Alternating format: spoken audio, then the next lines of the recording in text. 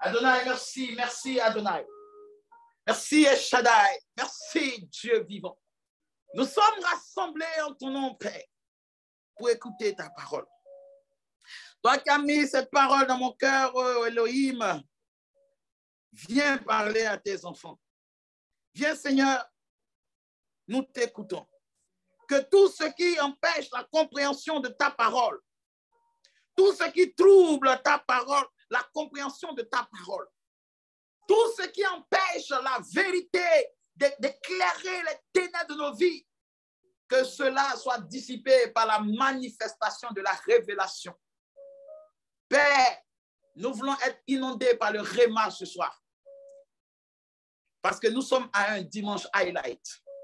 Merci Père pour cette merveilleuse présence et pour cette communion de l'Esprit que tu nous accordes. Au nom puissant de Jésus, nous avons prié. Amen. Alléluia. Que le Seigneur nous bénisse, que sa grâce surabonde dans notre vie. Je vous salue tous dans le nom précieux de notre Seigneur Jésus. Voilà. Comme je le disais depuis le commencement, pour ceux qui viennent d'arriver, on va essayer de réitérer ça et puis on va continuer. Amen. Les dimanches, ce sont des jours où on doit venir communier le Seigneur. On écoute sa parole, on adore et on le chante. Et s'il y a des sujets de prière qui nous donnent, qui ne sont pas les sujets personnels de notre vie, mais qui sont des sujets de prière que le Seigneur donne en fonction de la vision qu'il m'a donnée, on prie comme nous l'avons fait aujourd'hui. Ensuite, il y a d'autres moments que nous avons, mais ça fait un bon moment que je n'ai pas encore eu la capacité de faire ça. C'est souvent les mardis ou les mercredis et les jeudis ou les vendredis où nous avons des moments d'impact et des moments de renforcement des capacités spirituelles. Et donc, ça fait un bon bout de temps, on n'a pas encore ça, parce que j'ai du mal à régler certaines choses. Donc, priez pour moi que je puisse vraiment avoir cette capacité-là à pouvoir régler certaines choses. Alléluia. Et comme je le dis, lorsque nous avons ce genre de moments-là, il est important pour nous de pouvoir nous concentrer sur le message. Amen. Quand on se concentre sur le message ne sort pas en vain. Le message sort par rapport à quelque chose. Donc, d'abord, quand tu écoutes le message, tu prends le temps de méditer le message, tu prends le temps de voir quel est l'impact que ce message-là doit avoir sur ta vie, si ça vient ajouter ou bien déranger quelque chose qui a été déjà préétabli. Amen. Et ensuite, maintenant, lorsque tu as fini d'écouter le message et d'assimiler le message maintenant, la bénédiction qui est dans le message là va te conduire à faire quelque chose ou bien à recevoir quelque chose. Donc, c'est pour cela que Dieu nous fait grâce de pouvoir continuer dans cette lancée-là. Donc, que le Seigneur vous bénisse et que sa grâce surabonde dans votre vie. Nous avons un thème aujourd'hui. Le thème d'aujourd'hui, c'est pour monter, il faut descendre. Alléluia. Vous savez, souvent, il y a un certain jeu de mots qu'on fait souvent dans les thèmes. C'est pour pouvoir un peu titiller un peu les gens, pour subjuguer l'attention des gens. Remarquez un peu une chose. La plupart des gens qui étaient au mariage de Cana, vous connaissez l'histoire des mariages de Cana dans le livre de Jean, le chapitre 1 ou quoi? Jean, le chapitre 1, chapitre 2. Le mariage de Cana. Le mariage de Cana, vous allez voir que Jésus avait transformé l'eau en vin. Maintenant, imaginez-vous, à partir de ce jour-là, qu'est-ce qu'est la réputation de Jésus? Si Jésus arrive dans un endroit, dans une ville, et puis les gens sont en train de parler, on dit, mais c'est qui ça? C'est quel prophète ça? On dit, ah, mais écoute, ce prophète-là, c'est lui qui a changé. Ah, le prophète qui change l'eau en alcool là. Ah, d'accord, d'accord. Vous imaginez un peu la réputation que Jésus a dû avoir à cette période-là. Ah, on ne va pas dire non, mais c'est le gars qui prie, les malades guérissent. Non, non, on va dire, ah, ce n'est pas le gars qui change l'eau en vin là. Vous voyez? Mais Jésus a fait exprès de faire cela. Parce que souvent, Dieu doit produire des choses pour attirer l'attention des hommes. C'est pourquoi le plus souvent, même si nous avons une forme de sanctification, la véritable sanctification en nous est la capacité que nous avons d'être avec les gens des ténèbres sans être influencés par les ténèbres. Vous allez voir que Jésus ne mangeait pas avec les gens, il ne pouvait pas s'asseoir par exemple avec les prostituées. Il dit, hey, toi là, ta prostitution là, attends, hey, doucement, doucement, allez, distance. Il ne pouvait pas faire ça. Pourquoi? Parce que la véritable sanctification n'était pas ce qui émanait sur lui, mais ce qui émanait en lui. C'est pourquoi il est très important de travailler l'effet de ta sanctification au travers des gens que tu approches. Si ta sanctification te rend tellement exceptionnelle que tu ne peux même pas supporter le péché, laisse-moi te dire que l'agneau de Dieu a supporté le péché de tout le monde sur la croix à Golgotha. Amen. Et tu ne peux jamais influencer des gens à une très grande échelle si tu ne passes pas par une sorte de transformation. Alléluia, alléluia, que le Seigneur nous bénisse. Et le dimanche passé, on avait vraiment eu un thème. On avait eu un thème, je ne sais pas si je vais demander, on va pas quitter ici. Amen. C'est qu'il y a sur Dans ces temps-ci, je n'enregistre pas les prédications pour mettre sur le compte YouTube parce que j'aimerais que nous ayons l'habitude de cultiver une chose. Si nous voulons que la puissance de Dieu qui s'est manifestée dans Actes des Apôtres, dans les temps bibliques, si nous voulons que cette même puissance-là nous accompagne, nous devons nous mettre dans les mêmes conditions que ces personnes. Amen. L'une des conditions que ces personnes avaient d'abord, ils avaient l'habitude de se retrouver dans un lieu pour prier. Et ils avaient la communion fraternelle. Et la Bible appelle aussi, ils avaient une tradition qu'on appelait la fraction des pains, c'est-à-dire manger les pains ensemble. Ils prenaient la communion ensemble et ils persévéraient dans l'enseignement des apôtres. Ça, c'est la partie concernant l'Église. Maintenant, regardez un peu. À l'époque, il n'y avait pas de vidéo pour regarder les replays. Ça ne veut pas dire que les replays aujourd'hui ne sont pas importants, non. Mais ça veut dire qu'il y a une certaine paresse qui peut se développer en toi, de sorte que même si actuellement tu es en train de m'écouter, que tu es fatigué, tu tues un peu, puis voilà, tu dis, oh, David, j'aime ton affaire, mais tu vois, non, tu m'as ouf, toute la journée. Et l'ennemi va accentuer cette lourdeur-là sur toi, pas parce que tu ne veux pas avancer, mais tout simplement parce que tu sais qu'il y a un replay. Alléluia. Vous savez, comme il y a un replay. Et lorsque tu sais qu'il y a un replay, non, mais de toute façon, non. Vous savez, c'est un rendez-vous divin. Aujourd'hui, vous allez comprendre une autre facette de la vie de Jésus. Vous allez comprendre un peu le contexte dans lequel cette prédication est venue et le contexte dans lequel Dieu veut que vous puissiez avancer. Alléluia. Alléluia. Le thème de ce soir, c'est monter. Pour monter, il faut descendre. Autrement dit, pour pouvoir avoir une haute position, une haute spiritualité, pour pouvoir s'élever jusqu'à toucher un point puissant en Dieu, pour pouvoir avoir cette élévation en Dieu, il faut d'abord connaître ce que Dieu aime. Vous allez comprendre pourquoi ce thème-là est venu. Vous allez remarquer ça dans le livre de Luc, le chapitre 19. On va lire ça rapidement parce que j'ai beaucoup de choses à dire. Donc, on va lire ça rapidement. Et après, maintenant, s'il y a des personnes qui sont passionnées par la parole, vous pouvez m'écrire un peu en privé. On va expliquer beaucoup d'autres versets. Que le Seigneur nous aide. Allons-y. Luc, le chapitre 19, à partir du verset 1 au verset 8. Voilà. Luc, le chapitre 19, à partir du verset 1 au verset 8. Si quelqu'un peut écrire ça pour ceux qui lisent là. Luc, le chapitre 19, à partir du verset 1 au verset 8. Excusez-moi. OK. Je vais faire la lecture chez moi ici. Jésus, étant entré dans Jéricho, traversa la ville. Et voici un homme riche, appelé Zachée, chef des publicains, cherchait à voir qui était Jésus. Mais il ne pouvait pas y parvenir à cause de la foule, car il était de petite taille. Il courut en avant et monta sur un sycomore pour le voir, parce qu'il devait passer par là. Retenez cette partie-là, parce qu'il devait passer par là. Luc, le chapitre 19, à partir du verset 1, verset 8. Merci, la sœur. Donc, retenez cette partie-là. Il courut en avant et monta sur un sycomore pour le voir parce qu'il devait passer par là. Donc, remarquez maintenant, le premier verbe de notre thème va sortir. Il monta. Donc, pour monter. Ensuite, verset 5. Lorsque Jésus fut arrivé à cet endroit, parce que Zachée savait que c'était un passage obligé. C'est pourquoi il est monté sur le sycomore. C'était un passage obligé dans la route de Jésus. Forcément, il allait passer devant le sycomore. Si Jésus ne passait pas devant le sycomore, Zachée allait trouver une autre solution. Mais parce qu'il savait, la Bible précise qu'il savait qu'il devait passer par là. Donc, on continue. Lorsque Jésus fut arrivé à cet endroit, il leva les yeux et lui dit, Zachée, hâte-toi de descendre. Zachée fait des efforts pour monter. Et Jésus fait des efforts pour lui dire de descendre. Et Jésus va lui dire, Zachée, hâte-toi de descendre, car il faut que je demeure aujourd'hui dans ta maison. Donc, voici déjà quelqu'un qui est en train de faire des efforts pour être vu de Jésus. Et donc, pour pouvoir accéder à Jésus, pour que Jésus le remarque, il s'est senti obligé d'utiliser un canal qui va le permettre d'être élevé. Parce que s'il est élevé, Jésus pourra bien le voir. C'était une très bonne chose. Je parie que ce frère était vraiment dans la détresse, il était vraiment sincère. Mais ce qu'il ne savait pas, c'est que Dieu avait un autre plan pour lui. Dieu avait un autre modèle pour lui. Amen. Et Dieu va lui dire, descends rapidement. C'est ça, hâte-toi de descendre.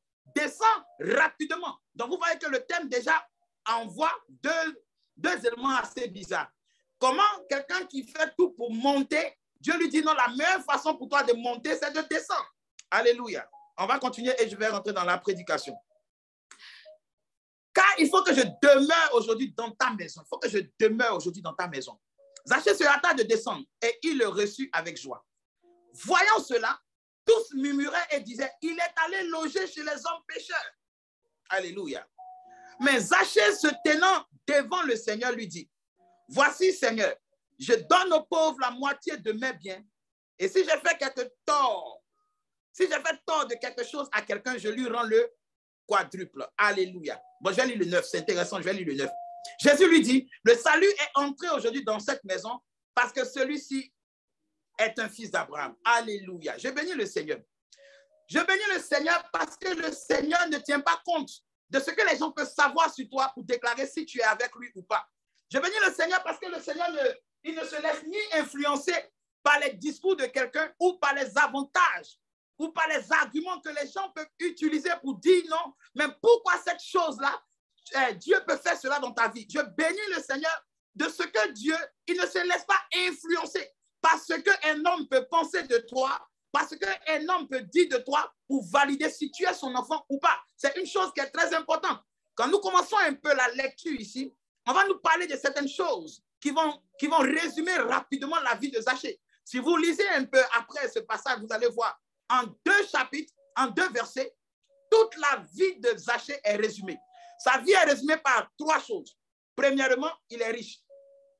Deuxièmement, son nom. Et troisièmement, sa popularité, chef, mais sa position, chef des publicains. Comme si la vie d'une personne pouvait se résumer seulement à ce que les gens peuvent savoir de lui. Souvent, une personne peut avoir un caractère assez difficile dans un certain cas ou dans un certain milieu et être une personne au cœur d'agneau dans un autre milieu. Souvent, tu peux être au travail comme étant une personne qui est vraiment difficile. Parce que le travail que tu fais, la pression de ton travail t'impose un certain caractère qu'on peut appeler le caractère social. Tu te trouves dans une situation où chaque fois tu es stressé, chaque fois tu es mise en épreuve, tu es mise en action. Ce n'est pas la même réaction si tu étais dans une situation où tu te trouvais à l'aise, où tu maîtrises la situation, ce qu'on appelle la zone de confort. Très souvent, le jugement que les gens peuvent avoir sur toi dépend des réactions que tu as eues lorsqu'ils t'ont croisé. Amen. J'ai remarqué ça souvent. Souvent, tu vas venir comme ça et puis tu dis bonjour. On dit voilà, il ne m'a pas salué ça là. Lui, mais j'ai remarqué, hein, il est comme ça. Quand il veut me saluer, il sait sa figure. Oh, peut-être que 5 minutes avant même qu'il te croise, il a reçu une mauvaise nouvelle. Donc, chacun n'a pas la même manière de gérer l'image sociale, l'image qu'il donne aux gens. Tu as la responsabilité de te donner une image, mais tu ne peux pas gérer l'image de ta personne que tu donnes aux gens. C'est pourquoi très souvent, si vous lisez cette parole, vous allez voir qu'on ne va pas nous dire clairement la liste des péchés de Zachée. On ne va pas nous dire clairement combien Zachée a volé ou ce qu'il n'a pas volé. Mais tout ce qu'on va nous dire, c'est que c'était un homme riche. Il s'appelait Zachée et c'était le chef des publicains. C'est les 3 premières choses qu'il faut comprendre. Cette parole peut s'adresser à n'importe qui. Vous savez que la Bible est le seul livre qui ne fait acception de personne. Dans la Bible, on ne va pas considérer un riche parce qu'il est riche. On ne va pas considérer un pauvre parce qu'il est trop pauvre. Non, tout le monde est sur le même pied d'égalité. Pourquoi? Parce que la parole de Dieu est une épée à double tranchant qui fait quoi? Qui sépare moelle et jointure, qui fait le discernement de l'âme. Donc, quand on rentre dans la définition de la parole, quand nous rentrons dans l'esprit de la parole, on ne peut pas juger Zachée parce qu'il est riche. Mais la richesse de Zachée nous sera utile pour connaître un aspect très important dans notre vie. Alléluia. Est-ce qu'on me comprend? J'aimerais qu'on me suive très bien. Amen. Parce que, comme je l'ai dit, c'est quelque chose qui va vraiment être un peu différent de ce que tu as l'habitude d'entendre. Et je vais prendre le temps pour que ça entre bien en toi et que tu l'assimiles. Zachée, avant même qu'on va dire quoi que ce soit, on ne nous dit pas que Zachée a commencé ses premières escroqueries à l'âge de temps. Il a dit telle chose, il a fait ceci, il a fait cela. Peut-être que ceux qui ont vécu à l'époque, ou bien selon les traditions de la parole, on peut nous révéler certains aspects de la vie de Zachée. C'est très important. Mais les 3 premières choses qui doivent d'abord attirer notre attention, c'est que la Bible nous dit qu'il avait un homme riche. Donc, il se distinguait déjà par la richesse. Et quand on parle de quelqu'un qui se distingue par la richesse, ce n'est pas quelqu'un qui lutte pour avoir un minimum de vie. Quand on parle de richesse dans la Bible, c'est une richesse semblable à celle de Salomon, une richesse semblable à celle d'Abraham, une richesse semblable à celle de Joseph. Donc, on ne peut pas dire quelqu'un qui à peine arrive à subvenir de ses besoins, la Bible ne va pas l'appeler riche. Donc ici, Zachée ici n'est pas quelqu'un dont la richesse était en train de finir. Je veux qu'on soit clair dessus. Parce que très souvent, une situation que tu traverses peut t'amener à vouloir rechercher la solution. Très souvent, une situation que tu traverses peut t'amener à chercher la solution. Regardez un peu dans la Bible, dans l'Ancien Testament.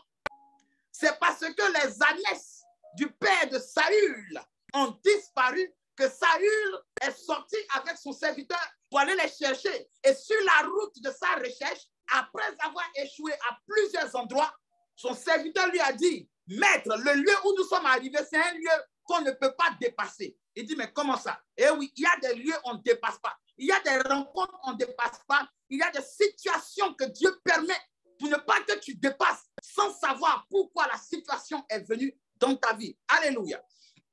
Lorsque Saül, à cause simplement des ânesses qui sont perdues, les ânesses de son père qui sont perdues, il se rend chez Samuel, il ne savait pas qu'il se rendait au rendez-vous de sa destinée. Ainsi donc, si nous voulons voir un peu le cas de Zachée, est-ce que parce que Zachée était riche, mais sa richesse était en train de finir, que Zachée a voulu savoir, est-ce qu'il y a quelqu'un qui peut l'aider à multiplier cette richesse? Alors, remontons encore avant le verset qui va nous parler de Zachée. Le verset va nous dire, Jésus entra dans la ville de Jéricho et il a traversé. Traverser veut dire quoi? Traverser veut dire, c'était un simple passage. Il n'y avait rien qui allait l'amener à demeurer. Le problème du Seigneur, ce n'est pas de faire un passage dans la vie des hommes. Le problème du Seigneur, ce n'est pas simplement te donner quelque chose de passager. Vous savez, ce n'est pas au ciel que nous allons ressusciter les morts. Ce n'est pas au ciel que nous allons prêcher l'évangile. Ce n'est pas au ciel que nous allons dire, oh Seigneur, nous t'aimons. Non, c'est ici-bas que tout ça doit se démontrer. Donc Jésus n'était pas rentré à Jéricho simplement pour traverser. Ce n'était pas sa volonté de traverser. Mais si sûrement il a traversé, c'est parce qu'il n'y avait pas de choses pour le retenir. Imaginez-vous à l'époque, là, Jéricho pouvait compter au moins 5000 personnes. Prenons ce chiffre-là. Jéricho pouvait compter au moins 5000 personnes. Et imaginez-vous le trajet que Jésus a fait de Jérusalem, en passant par les bourgades, jusqu'à se rendre dans une ville où il ne peut même pas demeurer chez une personne à part Zachée. C'est comme si pendant le direct que nous sommes en train de faire, après avoir intercédé, prié, jeûné, le seul message qui sortira aujourd'hui, ça sera que pour une seule personne. Mais imagine-toi, toi le prédicateur, toi le serviteur ou la servante de Dieu, que Dieu va t'amener devant une foule en train de prêcher, démontrer la puissance, faire toutes ces choses-là, ou bien réussir dans ton travail, mais ne serait-ce que pour avoir ne serait-ce qu'un seul acquis, un seul acquis. Et quel est cet acquis? Quelqu'un qui ne mérite même pas la considération de ses concitoyens. Quelqu'un dont la réputation avait déjà précédé la venue de Jésus-Christ dans sa maison. Alléluia. Très souvent, nous oublions que nous avons une réputation qui nous précède. Le monde se souviendra toujours des mauvaises choses que tu fais et que tu as fait. Le monde retiendra toujours le mauvais côté. Et ça, cette capacité aussi est rentrée dans l'Église. L'Église retiendra que tes défauts. Et l'Église va oublier tes qualités au moment où tes défauts vont être exposés. Qu'est-ce que les gens disaient de Zachée? La richesse que Zachée avait était un problème. C'est là maintenant que ça commence à nous intéresser. Ce n'est pas simplement parce qu'il était riche, mais c'est parce que cette richesse avait un problème. L'origine de cette richesse suscitait des questions. L'origine de cet état social suscitait des questions. Quelqu'un me dira, mais moi je ne suis pas riche. Mais bien aimé, ici la richesse elle est relative. La richesse peut être un caractère que tu as en abondance. La richesse peut être une vertu que tu as en abondance. La richesse peut être quelque chose de glorieux qui frappe aux yeux de tout le monde, mais que tout le monde n'apprécie pas fortement. La richesse ici, ça peut être quelque chose qui fait de toi quelqu'un d'exceptionnel, quelqu'un une faveur qui se pose sur toi, qui fait que là où les gens souffrent pour obtenir des faveurs, toi tu as ça sans problème. Je connais des personnes qui n'ont même pas besoin de prier pour pouvoir prendre l'avion pour voyager. Je connais des personnes, avoir 1 million, 2 millions par mois, c'est rien ça. Je connais des personnes, en tout cas sur le plan financier, tu sais que Dieu même là, il les a promis ça même. Quand tu les regardes, toi-même tu dis Seigneur, je sais que dans l'affaire des finances même, tu ne m'as pas encore localisé. Je connais des personnes comme ça. Et ces personnes, ce n'est pas parce qu'elles ont des racines solides dans la foi que cet argent-là vient. Ce n'est pas parce que ces personnes-là sont forcément allées voir des démons que cet argent est venu. Mais la Bible dit c'est Dieu qui rend pauvre, c'est Dieu qui rend riche, c'est Dieu qui élève et c'est Dieu qui abaisse. Et cela fait partie de la souveraineté de Dieu. Mais quand Jésus va se rendre à Jéricho, il ne va pas trouver un lieu dans la ville de Jéricho pour demeurer. Alors Jésus va sortir. Et vous savez, le Saint-Esprit, où il est formidable. Vous savez où le Saint-Esprit est vraiment glorieux, où le Saint-Esprit est vraiment cette source d'eau vive, c'est que quand le Saint-Esprit est à l'origine de ce que tu fais, tu ne sortiras jamais bredouille. Lorsque le Saint-Esprit est à l'origine de tout mouvement que tu fais, tout déplacement que tu fais, quand le Saint-Esprit est à l'origine de toutes les actions de ta vie, même si ces choses semblent ne pas prospérer aujourd'hui, même si ces choses ressemblent à de la perte de temps, c'est quand tu vas continuer, tu vas persévérer. Jusqu'au bout, tu vas savoir que chaque étape était nécessaire. Imaginez-vous que Jésus rentre dans la ville et il tourne dans la ville, il ne voit pas un endroit se reposer. Et il dit, sûrement que le Saint-Esprit ne m'a pas envoyé. Sûrement, parce que là, franchement, d'habitude, quand je rentre dans une ville, il y a des gens qui sont pressés de m'accueillir. Mais cette fois-ci, je rentre dans une ville. Il y a une autre version, vous allez voir dans une autre version, je crois. C'est dans même Jéricho, là. Il va guérir Bartimée. Mais Jésus entre dans la ville et il sort de la ville avec une grande foule, mais il ne demeure pas dans la ville. Mais c'est très difficile. Et ce n'est pas bon pour les hommes que Dieu lui-même, ou bien que Jésus lui-même, ne puisse pas demeurer longtemps. C'est pourquoi Jésus a dit quoi? Il a dit, je vous enverrai le Saint-Esprit. Il est bon pour moi, il est bon pour vous quoi? Il est avantageux pour vous que je parte, afin que le Saint-Esprit vienne. Parce que lui, il va demeurer avec nous. Donc, Jésus avait commencé à demeurer avec les hommes. Mais c'était d'abord une première demeure pour annoncer la demeure qui devait venir après lui. C'est le Saint-Esprit. Cette demeure-là, quand elle vient en toi, elle ne part jamais. Elle ne part jamais. Mais allons encore, on va expliquer encore une autre chose. On va expliquer cette partie où Jéricho est une ville qui a beaucoup d'histoire avec le Seigneur. Vous savez que Jéricho a été la première ville qui s'est opposée aux enfants d'Israël pour rentrer à Canaan. Et Jéricho avait une spécialité, c'était les murs de Jéricho. Oh, bien-aimé. Combien de personnes arrivent à se rendre compte qu'il y a des forteresses qui sont tellement dans leur cœur que leurs cœurs sont comme des murs de Jéricho. Et que pour pouvoir ébranler ces cœurs-là, le Seigneur a besoin de faire le tour de la ville. Et c'est ce que Jésus a fait. Il a fait le tour de la ville. Il est rentré dans la ville, il est sorti. Il n'a pas pu s'y établir. Parce qu'il y avait des forteresses dans les cœurs. Il y avait des gens qui le suivaient, mais qui n'étaient pas enracinés, qui n'avaient pas de choses en eux. Autrement dit, il n'y avait pas de véritable besoin de transformation. Lorsqu'il y a un véritable besoin de transformation, lorsque l'homme éprouve le désir de pouvoir renoncer, de quitter la monotonie de son adoration, lorsque l'homme se rend compte que sa manière d'adorer n'est pas le résultat d'une flamme ardente qui doit faire de lui un sacrifice de bonne odeur, quand cette personne réalise cela, alors quelque chose en toi commence à mourir. Lorsque tu te réalises que, attends un peu, avec ce que je fais, avec la manière dont je suis en train d'adorer, je ne pense pas que mon adoration soit à la hauteur des défis du siècle. Je ne pense pas que si le Saint-Esprit vient habiter dans mon cœur, je ne pense pas que je suis suffisamment passionné, suffisamment creusé en moi pour pouvoir le laisser demeurer en moi. Et la Bible va nous dire cette chose. La Bible va nous dire que Zachée, il va entendre parler du garçon de gloire. Il va entendre parler de Jésus de Nazareth. Je me demande qu'est-ce qu'on a dû lui dire sur Jésus. Parce que les avis étaient plutôt partagés. Les avis étaient plutôt mitigés. Les gens qui suivaient Jésus, tous ceux qui le suivaient n'étaient pas de lui. La Bible dit que Jésus ne se confiait pas à l'homme parce qu'il savait ce qui était dans le cœur de l'homme. Beaucoup de personnes ont suivi Jésus. Lorsque Jésus devait appeler Bartimée, ces mêmes personnes qui le suivaient ont dit à Bartimée, tais-toi, ne dérange pas le maître. Mais quand Jésus a dit appelez-le, ils ont dit allez, va, le maître t'appelle. Donc, il ne pouvait pas se confier en la foule. Donc, qu'est-ce que les gens ont dû dire de lui? Et c'est arrivé aux oreilles de Zachée. Vous savez, souvent, la Bible nous dit que la réputation des hommes, la réputation est plus précieuse qu'un bon parfum. La réputation, autrement dit, ce que tu entends de quelqu'un déterminera ta réaction pour rencontrer cette personne. Ce que tu entendras du Saint-Esprit va déterminer la capacité ou la motivation que tu auras de vouloir le recevoir. Alléluia. La manière dont tu reçois le message, la manière dont on va te parler, les éclairages qu'on te fera de l'Esprit Saint va provoquer en toi une certaine capacité, une certaine motivation, un certain désir. Et ce désir ne va pas rester simplement un désir, mais ce désir ça doit muer, ça doit grandir. Ce désir doit augmenter, il doit évoluer pour devenir une action précise. Lorsque tu ressens le désir, non, je vais changer. Oui, Seigneur, je vais avoir ta gloire. Oui, Seigneur. Mais il n'y a aucune action qui accompagne.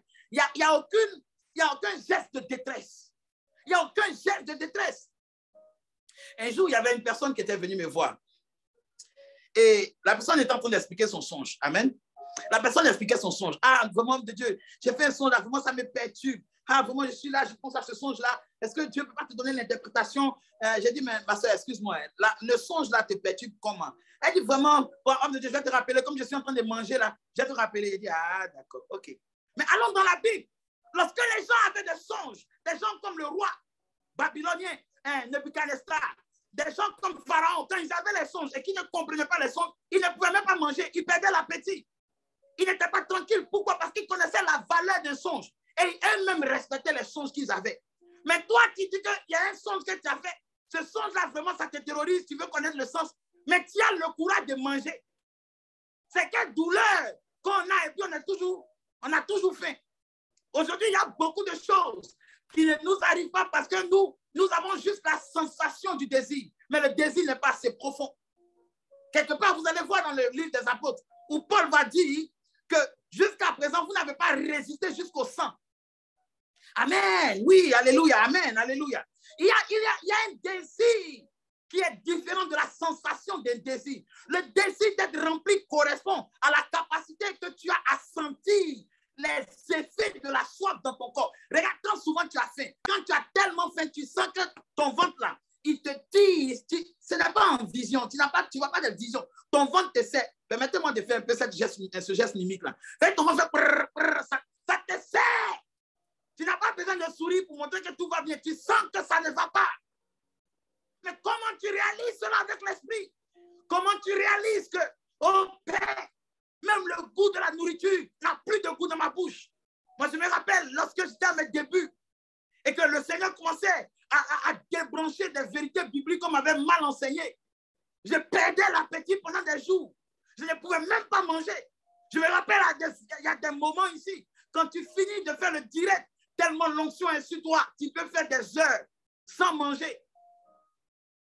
Tu es là, tu n'arrives pas, tout ton corps, on dirait, on vient de te brancher à un panneau électrique. Tu es là, tout ton corps est secoué, tout simplement parce que la parole que tu as prêchée n'est pas une parole qui vient de toi, mais c'est une parole esprit qui est sortie de tes lèvres.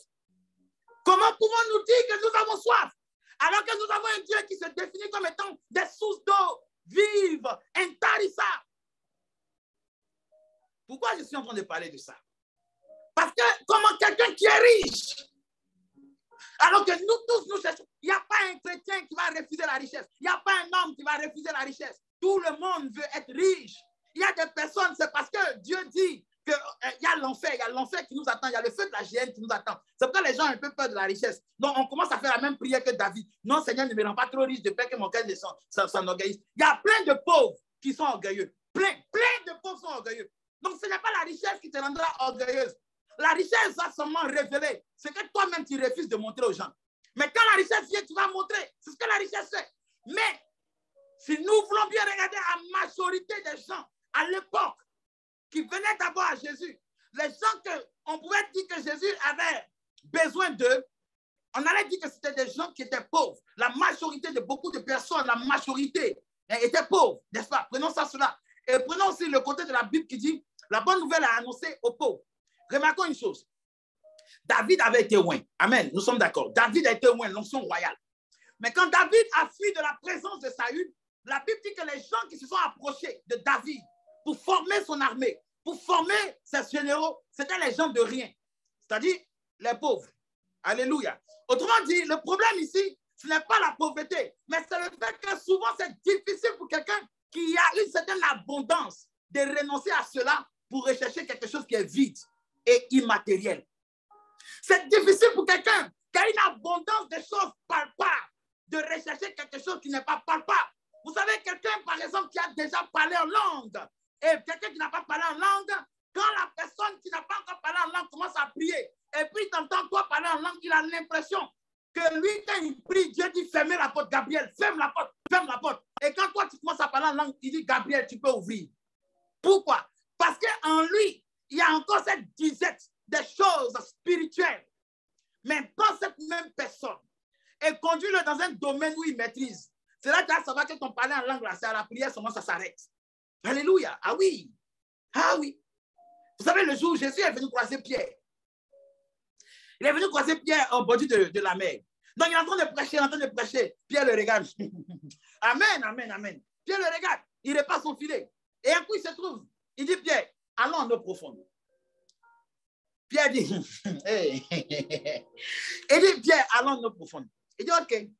C'est que si les prophètes, là, ils font des choses bizarres, mais allons seulement. Il dit, allons, OK. Ils arrivent en eau profonde. Et Jésus va lui dire, Jésus va s'asseoir d'abord dans le bateau. Et Jésus va lui dire, jette ton filet du côté droit du bateau. Et Pierre va lui dire, maître, tu sais, si on parle de prédication, là, ou non, tu prêches. Quand on te regarde même là, on n'a pas besoin de faire songe pour savoir que la puissance, là, c'est en toi. Mais tu sais, moi, il y a longtemps, je suis un pécheur. Hein. Il faut demander, renseigne-toi. Renseigne-toi. Je suis pécheur, mon père était pécheur. J'ai péché toute la nuit. Pour les gens qui sont partis à l'université, mais qui ont étudié beaucoup les lettres modernes, ils vont savoir qu'il y a des figures de style qu'on appelle la rhétorique et plein d'images, les ellipses et tout ça. Ou on peut prendre un contenant pour désigner un contenu, ou on peut prendre un temps pour désigner une période. Par exemple, quand on dit « il fait nuit noire dans mon cœur », ça ne veut pas dire que quand tu vas ouvrir ton cœur, on va voir que c'est la nuit, non. C'est simplement une métaphore pour dire que de la même manière qu'on voit les ténèbres, la tristesse, c'est comme ça que se trouve l'état de ton cœur. Donc, quand Pierre dit toute la nuit j'ai péché là, ce n'est pas seulement qu'il veut parler du temps, mais il veut parler qu'il a la connaissance.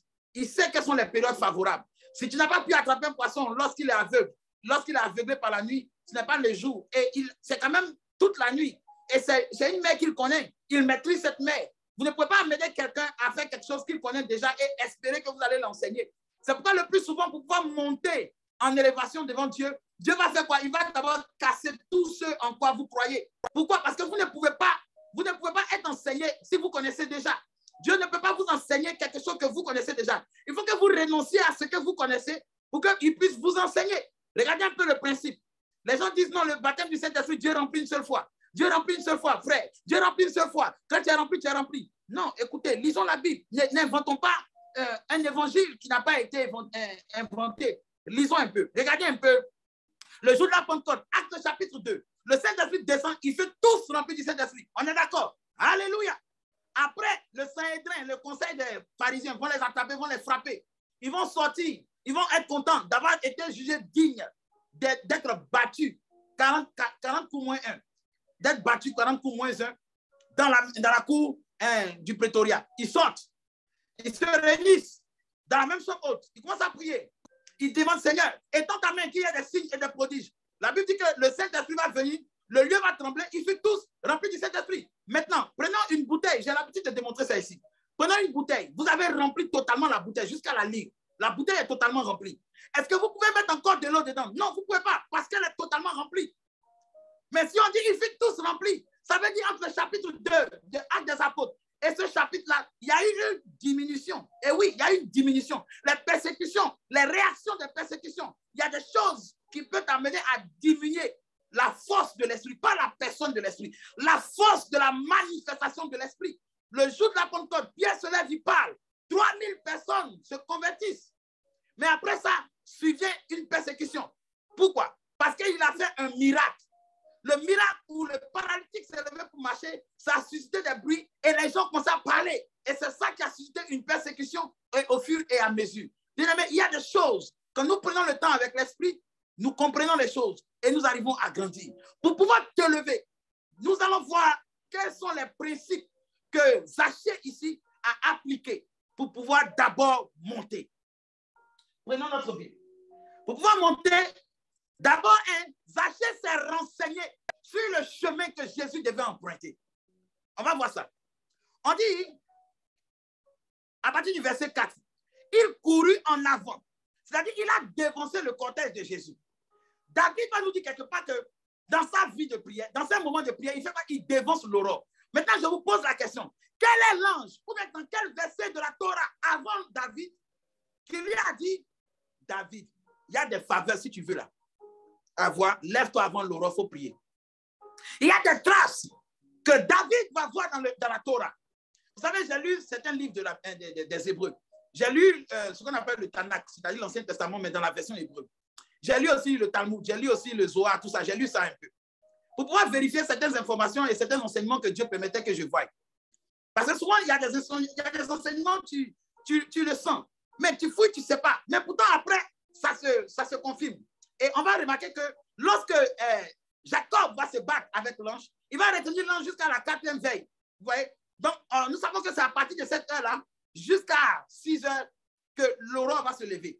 Donc, si David dit ça, c'est que quelque part, dans l'enseignement des mouvements angéliques, dans l'enseignement des révélations sur l'intercession, David a pu capter qu'il faut dévancer l'aurore. Amen. Il faut dévancer l'aurore. Et donc, quand David a pu comprendre ça, ça lui a donné une certaine victoire. Par exemple, vous allez voir aussi le cas avec Daniel. Daniel aussi, on ne va pas voir une partie dans la Bible où Dieu va dire, si vous voulez que l'ange Gabriel vous parle, vous devez faire 21 jours de jeûne sans que rien ne entre dans votre bouche et rien ne sorte. Non. Ou bien, si vous avez une persécution, que les gens veulent voir si votre Dieu peut vous faire grossir, alors jeûnez pendant 10 jours avec vos amis. Non. C'est des choses qui sont venues par inspiration. Pourquoi? Parce que la Bible nous dira que faites par l'Esprit toutes sortes de prières. L'Esprit que nous avons n'est pas muet. Il n'est pas là seulement pour révéler la vie des gens, mais il est là aussi pour nous conduire dans toute la vérité. Je vous donne un témoignage.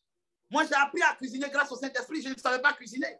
Amen. Je ne vous parle pas de la cuisine que j'ai fait à l'école. Je parle de la cuisine en tant qu'un bon Africain ivoirien dans la maison où tu fais une sauce et toi-même tu fais la sauce. Mais puis, quand une autre femme vient goûter comme ça, elle-même elle est enjaillée. Elle dit non, vraiment, homme de Dieu. Ça sera difficile pour toi de te marier. Ta femme va vouloir que tu ne prépares toujours. Et ce jour-là, j'ai pris les condiments. J'avais regardé comment ma mère faisait la cuisine. Et j'ai dit cette parole, j'ai dit, Seigneur, ça c'était même avant même que le Saint-Esprit va commencer à faire les choses dans ma vie. J'étais encore petit. Et j'ai dit, je vais mettre un peu ma foi en action. Saint-Esprit, la Bible dit, tu nous conduis dans toute la vérité. Moi, je ne sais pas préparer. Mais il faut m'apprendre à préparer. Si je n'arrive pas à recevoir les instructions, ce que je vais faire, je vais aller demander aux voisines. Parce que souvent, quand tu t'en demandes là, ce n'est pas une défaite. Tu veux te rassurer que tu es en train d'emprunter le bon chemin. Alors, j'ai commencé et j'ai fait l'une des sauces les plus compliquées de la Côte d'Ivoire, la sauce graine. Alléluia. Un jour, le Seigneur permettra que je vais préparer ça et puis on va manger. Pour l'instant, nous avons un délicieux repas ici. Zachée va faire quoi? Il va courir en avant. Courir en avant, ça veut dire faire des efforts pour pouvoir être à l'avance. Vous savez, Jésus est la parole. Jésus est la connaissance. Jésus est la puissance. Lui, le problème n'est pas à son niveau. Mais le problème, c'est à ton niveau parce que d'abord, il y a des mouvements physiques à le faire. Vous savez, par exemple, pendant que toi, tu es en train de prier ou bien tu es en train de dormir, il y a des gens qui sont en train de jeûner dans des camps de prière. Il y a des gens, je me rappelle, à une période de ma vie où j'étais dans les camps de prière de mon père spirituel, il nous faisait faire des prières, ce n'est pas possible. Je vous dis, ce n'est pas possible. Comment on peut commencer à prier de 6 h jusqu'à 17 h? Après, vous vous reposez un peu, la prière reprend de 18 h jusqu'à minuit. Après encore, maintenant, vous partez vous coucher, vous vous réveillez encore à 2 h du matin. Les jours où il est inspiré, là, vous allez prier de 11 h jusqu'à 17 h. Et puis chez lui, tous les jours jeûne. Le jour, il dit, il n'y a pas jeûne, il y a la fête dans le village. Et pendant ce temps, ce sont des efforts qu'ils sont en train de faire pour courir. Parce qu'ils savent que Dieu, il va toujours aller dans un endroit précis pour bénir une personne, pour visiter une personne. Zachée s'est assis là, il a dit, je n'ai pas de problème avec ma richesse. Zachée avait des acquis. Mais il savait que ces acquis-là, la seule chose que les acquis ne peuvent pas avoir, c'est ça qui se trouve en Jésus. Qu'est-ce que toi, tu as identifié réellement en Jésus? Derrière les belles paroles qu'on dit du Seigneur, Qu'est-ce que tu as identifié? Que c'est Jésus seul qui peut te donner ça. La prière seule qui peut te donner ça. Et que ton intelligence, ta richesse, ta beauté, même tes pleurs, même ta consécration, même ta manière même d'adorer le Seigneur ne peut pas te donner. Alléluia. Avançons. En tout cas, que le Seigneur nous garde. Avançons. Donc, il va courir en avant. Autrement dit, il va essayer d'aller rapidement. Il ne faudrait pas que le cortège du Seigneur le dépasse. J'aimerais un peu parler rapidement du cortège du Seigneur. C'est dans le livre de Luc, non, Luc le chapitre 9, je crois, où on parle de Jésus et la veuve de Naïm. Remarquez, dans cette partie de la Bible dit que quand la veuve est en train de pleurer, son fils unique est mort, il y avait des gens de la ville qui la suivaient. Et ces gens de la ville aussi accompagnaient le cortège funeste. C'est très important de comprendre une chose, c'est qu'il y a des mouvements qui peuvent susciter un engouement, ça peut susciter des gens autour de toi, mais qui ne définit pas seulement, ça ne définit pas que les choses que tu as, ça donne la vie. Le cortège de cette femme était un cortège qui partait enterrer un fils. C'était un cortège où les gens étaient en train de pleurer, où les gens étaient en train de vivre la fatalité. C'était un cortège où les malades restent malades et ils meurent. C'était un cortège où la veuve ne va jamais être consolée. C'était un cortège où tu vas passer des concours. Si tu n'as pas le bras long, tu ne peux jamais arriver. C'était un cortège où si tu n'as pas une certaine position de vie, tout est détruit pour toi. Si dans ta famille, la sorcellerie a tué quelqu'un, le plus grand dont l'étoile brillait, votre avenir est gâté. C'était le cortège de la femme, de la veuve de Naïm. C'était le cortège de sa vie. Mais la Bible dit, à la porte de la ville, il y avait un cortège qui arrivait. Et dans ce cortège, il y avait aussi un fils unique.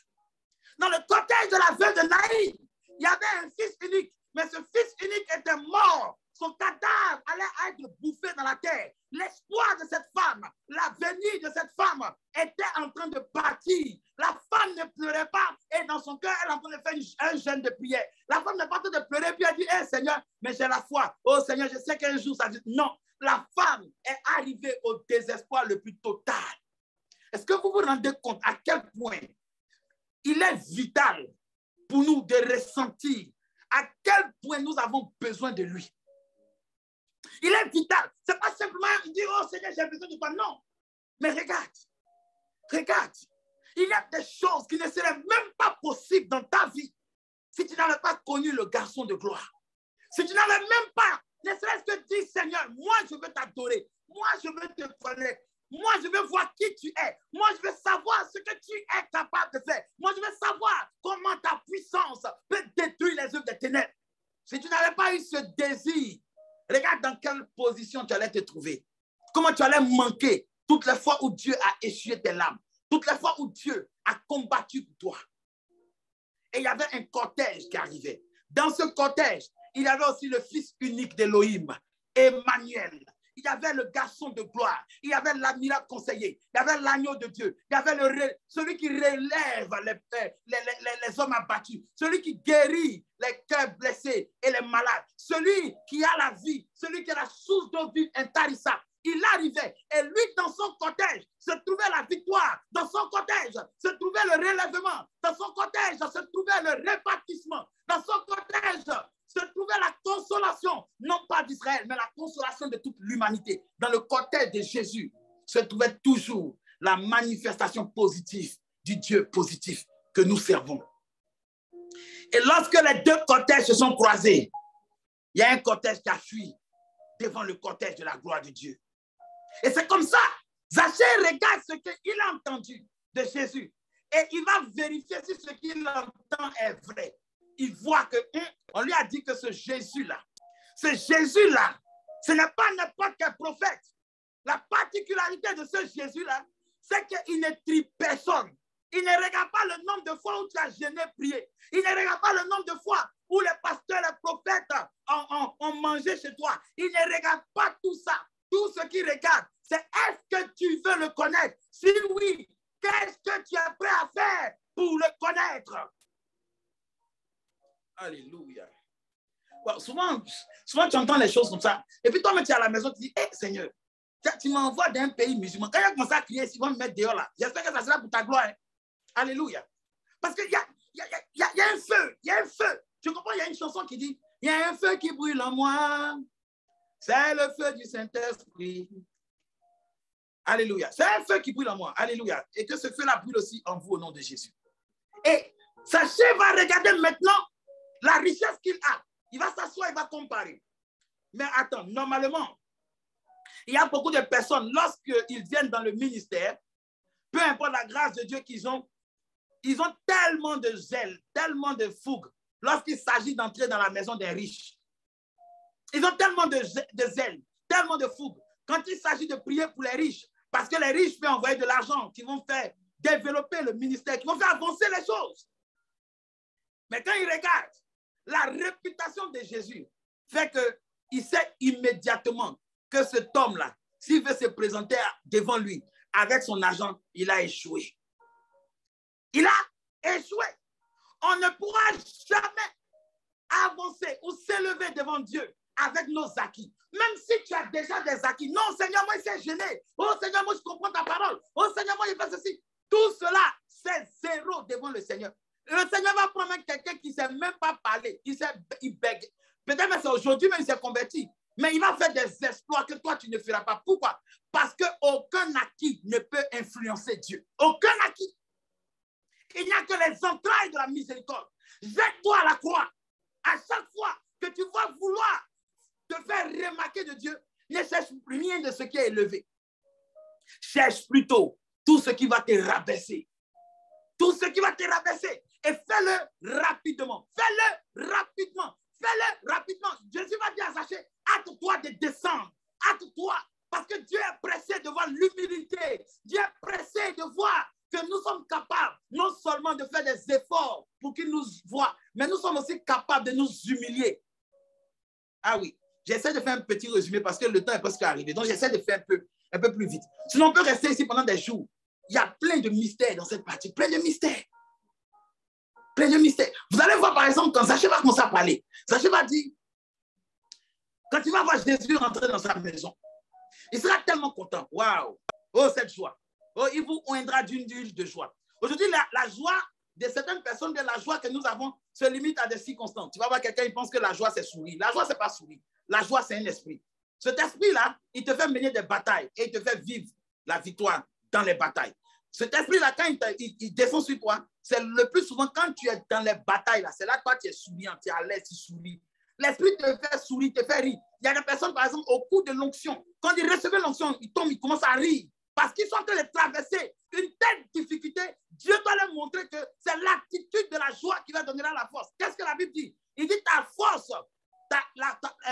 sera dans la tranquillité et la joie. Amen. Donc souvent, hein, il y a des petites choses comme ça que Dieu descend sur nous. Mais comme cela ressemble tellement à des choses de plaisanterie, à des choses qui ne passent pas, qui ne passent pas aperçues devant les yeux des hommes. Donc, on est un peu timoré sur le côté. Zaché va voir ça. Il va voir que ce Jésus-là, il doit passer par ici. Jésus sort de la ville. Bien aimé, toute une grande ville. Peut-être il y a 5000 âmes. Et c'est un publicain. Il va dormir. Et ce qui me fait bizarre, c'est que ce n'est pas n'importe quel publicain. C'est le chef même des publicains. C'est-à-dire, les publicains sont des gens qui avaient une mauvaise réputation à cause de l'impôt qu'ils faisaient payer aux Juifs. Et ils volaient aussi sur les impôts. Parce que l'autorité romaine, l'officier romain, il ne parle pas l'hébreu. Donc, le seul hébreu qui est médiateur entre lui et les clients et ceux qui doivent payer l'impôt, c'est les Zaché là. Et Zaché, c'est lui qui est leur patron. Zaché, c'est lui, en ce qui concerne l'économie, là, il a toutes les stratégies pour faire rentrer l'argent. Mais arrivé un moment, il va se rendre compte qu'il n'est pas heureux. Souvent, il y a des personnes, je vais laisser les personnes, je vais prendre mon cas. Souvent, il m'est arrivé de beaucoup demander des choses à Dieu, surtout concernant les dons spirituels, concernant aussi l'élévation matérielle, tout ça. Et moi, j'ai remarqué que plus même cette élévation spirituelle ou cette élévation matérielle en train d'arriver, plus tu as des rares occasions d'être véritablement heureux. Pourquoi? Parce qu'à partir du moment où les dons spirituels commencent à se manifester, il est très facile pour toi de les perdre. Vous voyez? Lorsque tu ne les connais pas, mais tu ne les as pas encore accédés là, tu peux faire beaucoup de choses, tu es à l'aise. C'est comme tu es un peu libre, tu vois. Il y a certaines choses, tu peux te lever comme ça, tu ne jeûnes pas, mais tu ne pries pas, mais il y a une grâce qui t'accompagne. Voilà, tu vois, tu peux te permettre certaines causeries. Ouais, tu vois. Mais à partir du moment où tu commences à grandir spirituellement, oh là là là là. C'est comme si, à ce moment-là, c'était toi que les démons attendaient pour attaquer.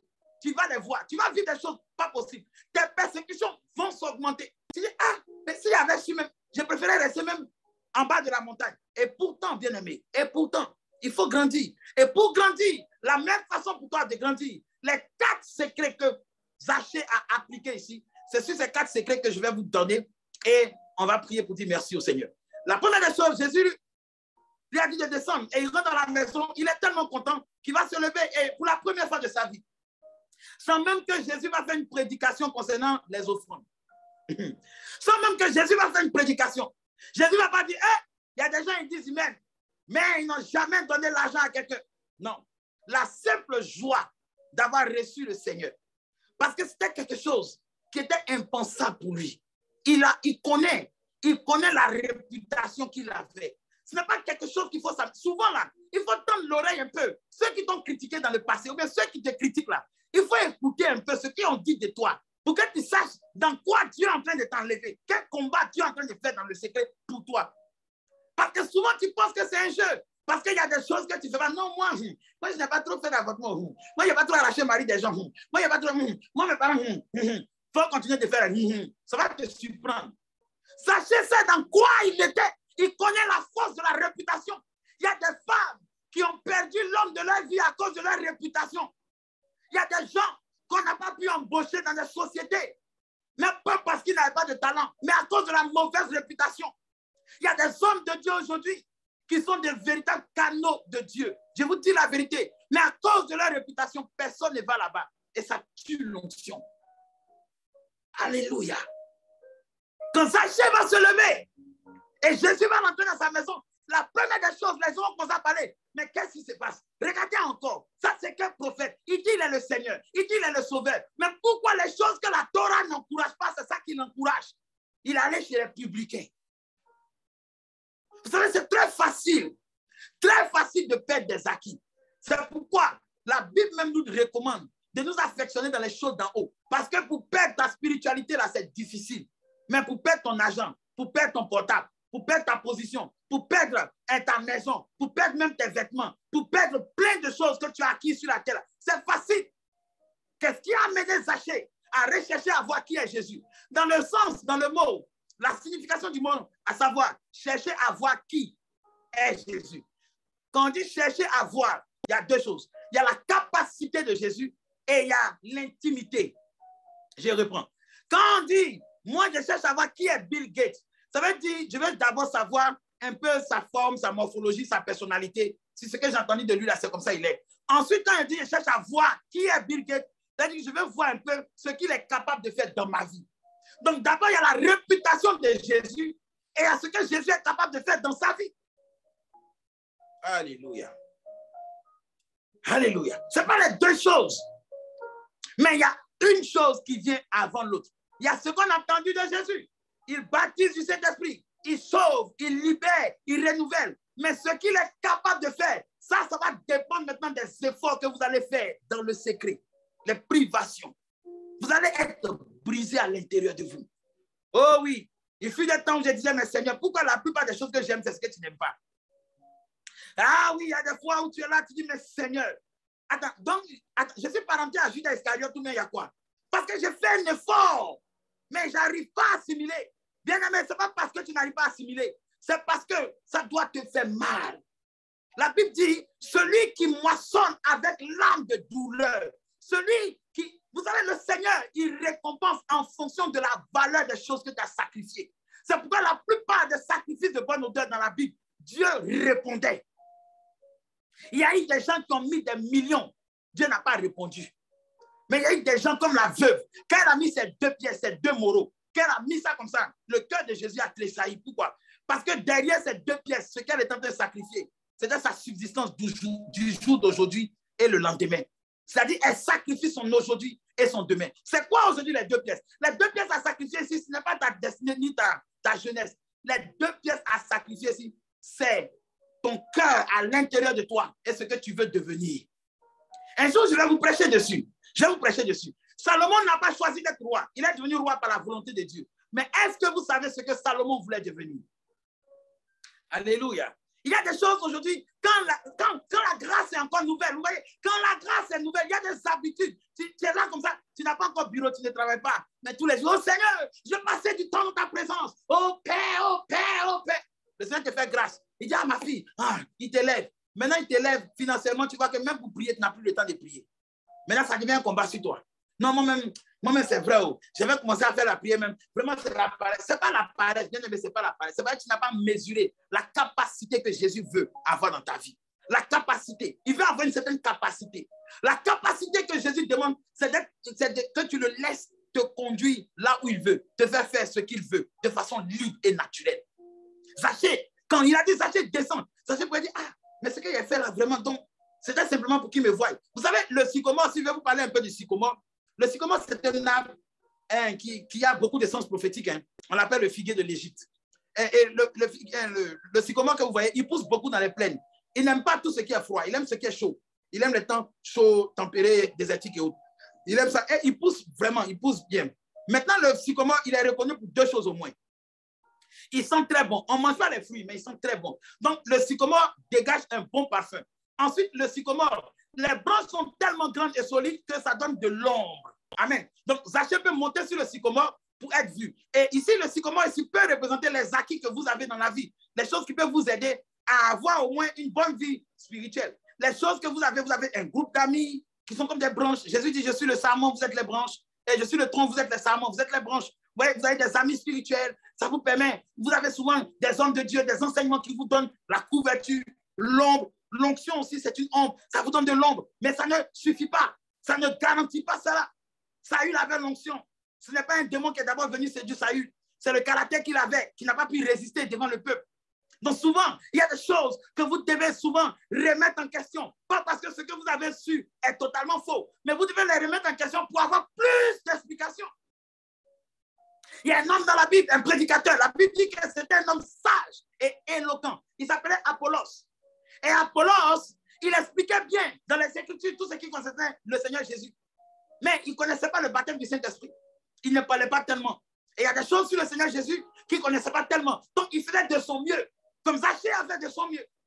Mais la Bible dit, quand il a croisé Aquilas et Prisca, qui étaient des compagnons de Paul, ils l'ont fait rentrer dans la maison et ils lui ont expliqué encore plus exactement la doctrine concernant Yeshua Mashiach. Pourquoi? Vous savez, Dieu que vous voyez, il va toujours nous émonder. Il va toujours nous circoncire le cœur. Souvent, Dieu va passer par quelque chose qui n'a même pas de valeur. Quelque chose de signifiant. Parce que la meilleure manière de grandir, c'est de passer par tout ce qui rabaisse. La meilleure manière de grandir, c'est de passer par tout ce qui rabaisse. Jésus a dit, si quelqu'un parmi vous veut être grand, qu'il soit le serviteur de tous. Et voici maintenant ce que Zaché va dire. Pour qu'on termine rapidement, je regarde l'heure. Alléluia. Il nous reste 5 minutes. Donc, voilà ce que Zaché va dire. Zaché va dire, Seigneur, si jamais je fais du tort à quelqu'un, je lui rembourse 4 fois. Amen. Mais bien aimé, c'est un peu bizarre parce que quelqu'un qui a l'habitude de tripatouiller avec l'économie, forcément, il a fait du mal à quelqu'un. Et vous savez que Jésus n'est pas venu simplement pour rétablir la relation entre Dieu et l'homme. Mais Jésus est venu pour rétablir la relation entre Dieu et l'homme avec son prochain. Quand vous regardez la croix est horizontale, verticale. Horizontale, verticale. C'est ça qui forme la croix. Amen. Horizontale, verticale. Donc, horizontale, c'est la relation Dieu et l'homme. Et verticale, c'est l'homme et l'homme. Il dit, tu aimeras le Seigneur, ton Dieu, de tout ton cœur, de toute ton âme et de toute ta force. Et il dit aussi, tu aimeras ton prochain comme toi-même. Alléluia. Fermez le micro, s'il vous plaît. Alléluia. Merci. Donc, quand il dit cela, tu aimeras ton prochain comme toi-même. Quand tu aimeras ton prochain comme toi-même. Donc, ici, l'abondance, l'amour qu'il a tellement eu pour les hommes, l'amour qu'il a tellement eu, Jésus a eu tellement d'amour pour les hommes, qu'avant même d'aller sur la croix, Zaché a été automatiquement contaminé par ce même esprit d'amour-là. Vous voyez, Jésus n'a pas eu besoin même de prêcher. Il n'a pas eu besoin de dire, non, tu sais, Zaché, tu sais, j'ai fait des miracles. La simple chose qu'il a dit, je dois demeurer dans ta maison. Le simple fait de demeurer. Imaginez-vous combien de fois Zaché avait voulu que quelqu'un lui rende visite, pas parce qu'il est riche, pas pour profiter de son argent, mais par amour. Imaginez-vous, peut-être souvent vous avez tellement de succès que vous ne vous rendez pas compte de l'importance de se sentir aimé. Quand les gens te suivent, à cause de l'onction. Quand les gens te suivent, parce que tu as quelqu'un qui les éclaire, qui explique leurs visions, qui explique leurs songes, ou qui leur donne de l'argent, c'est très important et très magnifique de voir une personne qui t'aime pour ce que tu es, qui ne t'aime pas à cause de ce que les gens parlent bien de toi, mais qui t'aime même si les gens parlent mal de toi, qui demeure avec toi, même quand les autres t'ont abandonné. Et c'était très important pour Jésus dans cette ville de Jéricho, où la réputation, lorsque Dieu lui-même est descendu à Jéricho, il avait fait trembler les murs de Jéricho, il a fait renverser les murs de Jéricho. Mais quelques 800e années plus tard, le même Dieu sous la peau de Jésus-Christ, il rentre à Jéricho de façon inconnue. Il rentre à Jéricho sans faire de bruit. Et qu'est-ce qui tombe? Ce sont les masques du péché qui tombent. Ce sont les fondements de la misère qui tombent. Ce sont les fondements de la méchanceté qui tombent. Ce sont les fondements de l'ignominie qui tombent.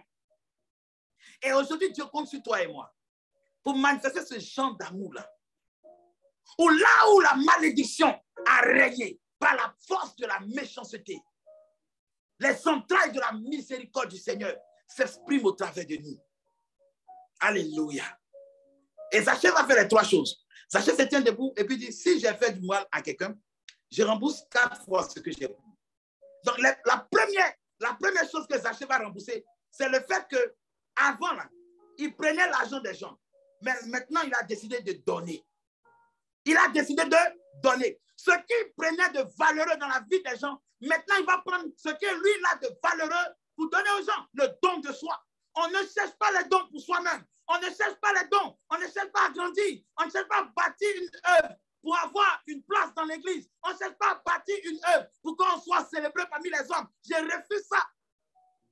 Non, mais l'église, c'est moi qui ai envoyé 10 âmes. On ne m'a même pas présenté. Bien-aimé, tu n'es pas encore converti. Retourne dans la chambre haute. Tu n'es pas encore converti. Il y a des gens qui ont fait des offrandes à Jésus. La Bible n'a pas écrit. Pourquoi? Parce que tout ce que tu feras sur la terre, qui va passer inaperçu aux yeux des hommes, dans les yeux du Seigneur, cela sera publié en fanfare et en trompette. L'une des choses qui a retardé l'église de Corinthe, c'est l'expression du moi. Le moi était trop. Vous savez, souvent, il y a une arrogance qui vient. Lorsqu'on est assis sur des acquis. Je connais des frères, on cherchait l'onction ensemble. Mais tu ne pouvais pas, moi-même, j'ai ri trop. Tu ne pouvais pas même. Il te dit, même le bonjour est sanctifié. Il te dit la vérité, reste tranquille. Des gens qui viennent se dire, mais je me demande, est-ce qu'un jour vous pourrez voir Dieu même? Parce que franchement, je me demande, hein. Mais aujourd'hui, quand tu les regardes, c'était mieux pour eux de ne jamais avoir connu la vérité. Bien-aimés, qu'avons-nous que nous n'avons pas reçu du ciel? Pour que nous puissions nous asseoir. Certaines personnes même ne peuvent même pas tenir dans la présence de Dieu. Tout simplement parce qu'ils ont fait une prière pendant 1 heure, 2 jours, 2 ans, 3 ans, et ils n'ont pas été exaucés. Donc, moi-même, j'ai la part. Bien aimé, si tu connais le feu, est-ce que le feu t'a une fois brûlé? Quand le feu te brûle, même s'ils ont fait chirurgie pour remplacer la peau qui est partie, 10 ans, 20 ans, 40 ans plus tard, quand tu te rappelles là, on te demande, ça là c'est quoi? Tu vas décrire comme si c'était aujourd'hui même que le feu est arrivé. Là, c'est ce qu'on appelle les traces du souvenir. Souvent, tu dois faire des choses qui laissent de tes souvenirs de Dieu en toi, que tu peux te rappeler l'état dans lequel Dieu t'a trouvé et il a eu pitié de toi. Pour terminer dans l'Apocalypse, je crois dans une église, il a dit, souviens-toi comment tu as reçu la parole. Souviens-toi. Souviens-toi dans quel état tu étais. Aujourd'hui, l'œuvre de Dieu a besoin des gens vaillants. L'œuvre de Dieu a besoin des gens qui vont faire le don de soi. Ça, c'est la première des choses. Le dimanche prochain, je pourrais donner les 3 autres. Quand Zachée dit, je vais donner 4 fois là, c'est aussi prophétique. La première des choses qu'il va donner, c'est d'abord le don de soi. Le dimanche prochain, si Dieu me permet, je pourrais donner les 3 choses. Parce qu'il ne faudrait pas dépasser le temps imparti. Alléluia. Donc, déjà le don de soi. Il faut prendre un moment de prière pour ça, pour dire, Seigneur, renouvelle le don de soi en moi. Le don de soi. La capacité à aimer les autres, à se mettre à la brèche pour les autres, à être utilisé par Dieu. Quand Zachée a été utilisé pour faire entrer Jésus dans la maison d'un publicain, tous ceux qui étaient publicains, tous les gens de mauvaise vie pouvaient s'approcher de lui. Et Jésus va rendre le témoignage pour dire, celui-ci était un fils d'Abraham. Oh, quel témoignage! Oh, quel témoignage! Oh, quel Dieu qui peut voir au-delà de ce qui frappe les yeux des hommes. C'est ce Dieu-là qui nous a fait grâce et qui nous a aimés. Ce soir, que le Seigneur nous bénisse. Nous allons prier. Oh Seigneur, merci. Merci, Père, pour ce message. Oh, Seigneur, nous avons encore soif. Nous avons tellement soif, Père. Oh, creuse encore nous, Père. Creuse, Adonai, creuse. Nous voulons que notre soif soit tellement profonde que cela attire des rivières intarissables de ta révélation. Père, tu veux susciter des hommes et des femmes pour ce ministère.